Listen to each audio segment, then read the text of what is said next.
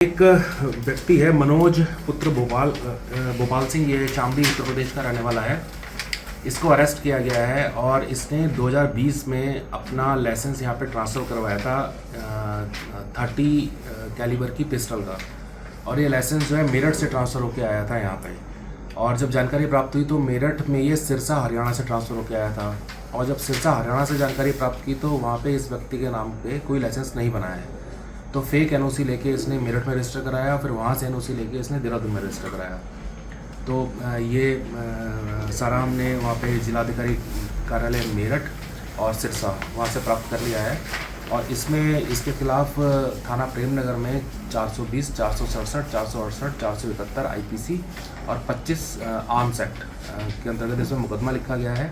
इसके अतिरिक्त इसकी जो मदद करी लोगों ने फेक लाइसेंस बनाने में, उनके नाम भी कुछ लोगों के प्रकाश में आए हैं, और इसके अतिरिक्त कुछ और लोग भी हैं जिन्होंने इस तरीके से इलीगल तरीके से आम को अपने यहाँ रजिस्टर कराया है, उनकी भी हम जांच कर रहे हैं।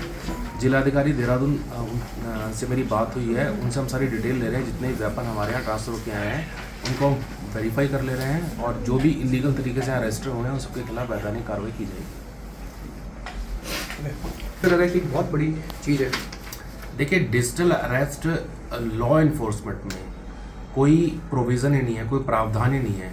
अरेस्टिंग हमेशा फिजिकल होती है। इसमें जो फ्रॉडस्टर होता है, ठगी करने वाला, वो अपने को लॉ इन्फोर्समेंट एजेंसी का कोई अफसर बता के, कभी पुलिस का, कभी सीबीआई का, किसी भी एजेंसी का ऑफिसर बता के जनरली वीडियो कॉल करते हैं, और उसको ये विक्टिम को ये बोला जाता है कि उसका मोबाइल नंबर या उसका कोई संबंधी, कोई पुत्र, कोई भी संबंधी किसी प्रकरण में जो है वांटेड हैं, और या इनका अकाउंट या मोबाइल नंबर गलत काम में इस्तेमाल हुआ है, तो उनको डिजिटली अरेस्ट किया जा रहा है, और फिर उनको एक अकाउंट नंबर दिया जाता है और बताया जाता है कि ये सरकारी अकाउंट नंबर है, और आपको बेल बॉन्ड के रूप में इसमें इतनी राशि ट्रांसफ़र करनी होगी, और जब वेरीफाई हो जाएगा कि आपका कोई दोष नहीं है तो राशि आपको वापस कर दी जाएगी। तो इसमें अवेयरनेस, जागरूकता जो है एक बहुत बड़ा, बहुत महत्वपूर्ण इसमें एक है, जिसकी वजह से कि लोगों को इससे बचे रहने की आवश्यकता है। और आपके माध्यम से मैं वही चीज़ रिपीट करूंगा कि digital arrest as it is कोई प्रोविज़न ही नहीं है। कभी कोई व्यक्ति आपको कॉल करता है और बोलता है कि आपको डिजिटली अरेस्ट किया जाता है, तो आपको तत्काल 1930 जो नेशनल साइबर हेल्पलाइन नंबर है उस पर बताना चाहिए।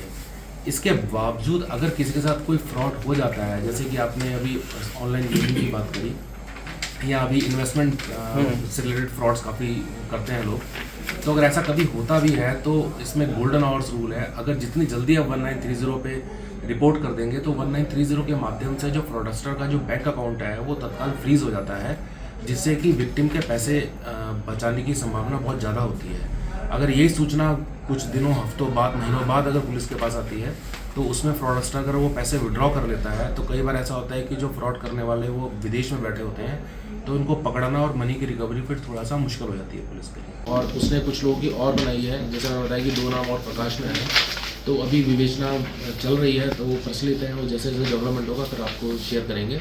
लेकिन ये एक नए तरीके का एक अपराध है, तो इसके पहले ये इस प्रकार से नहीं पकड़ा गया किसी को, तो ये इम्पोर्टेंट है। और ये भी देखना है कि कितने मैग्नीट्यूड का है, कितना वेपन है इस तरीके का जो लीगल तरीके से लोग रख रहे हैं और वास्तव में वो अवैध शस्त्र है। सर, इसमें तो सब एनओसी लगती है, सिर्फ थानों की लगती है और डिपार्टमेंट की लगती है, तो कैसे अभी इसका नाम मेरे डीएम साहब से बात हुई थी, तो डीएम साहब ने इसमें अभी ये प्रोविज़न कर दिया है उत्तराखंड में कि हमारे यहाँ जैसे जो लाइसेंस आते हैं जो रजिस्टर्ड डाक से आएगा, वहाँ से कलेक्ट्रेट से, जैसे अगर मेरठ से यहाँ ट्रांसफर हुआ तो वहाँ के डीएम साहब रजिस्टर्ड डाक से भेजेंगे, और उसके बाद पुलिस की भी, एसएसपी की भी रिपोर्ट लगेगी, उसके बाद ही यहाँ रजिस्टर होगा। अभी ये रजिस्टर 2020 में हुआ है हमारे यहाँ, अभी तो फिलहाल ये व्यवस्था है। और अगर पहले अगर कोई बाई हैंड एनओसी लेके चला आ रहा है या इस तरीके से, तो इस तरीके की चीज़ें अब यहाँ पे मान्य नहीं है, बाई हैंड वाली नहीं मानी जा रही है। तो पहले कुछ लोगों ने अगर कर लिया होगा इस प्रकार का, तो हम वो सारे वेरीफाई कर ले रहे हैं एक बार। इस तरीके से अभी ये पकड़े जा रहे हैं, तो इसमें क्या कानूनी कार्रवाई आगे देखने को मिली? इसमें देखिए 420, 467, 468, 471 आईपीसी और 25 आर्म्स एक्ट में केस लिखा गया है। 25 आर्म्स एक्ट है इलीगल आर्म, क्योंकि अगर लाइसेंस इलीगल है तो आर्म भी इलीगल हो गया। और 467, 468, 471 होते हैं कि फेक डॉक्यूमेंट क्रिएट करना, फर्जी दस्तावेज क्रिएट करना, फर्जी हस्ताक्षर बनाना, मोहर बनाना, तो ये 67, 68, 71 में कवर होता है। और 420 तो चीटिंग होता है, अनलॉफुल गेन, लाभ प्राप्त करना गलत माध्यम से। तो इन सेक्शंस में, और 467 इसमें सेशन ट्रायल, इसमें 10 साल तक की सजा है। तो इनको जो है रिमांड के लिए कोर्ट में पेश किया जा रहा है। आपके राज्य की खबरें, आपके शहर की खबरें सबसे पहले जानने के लिए देखते रहें अमर उजाला। चैनल को सब्सक्राइब जरूर कर लें और पाएं हर अपडेट।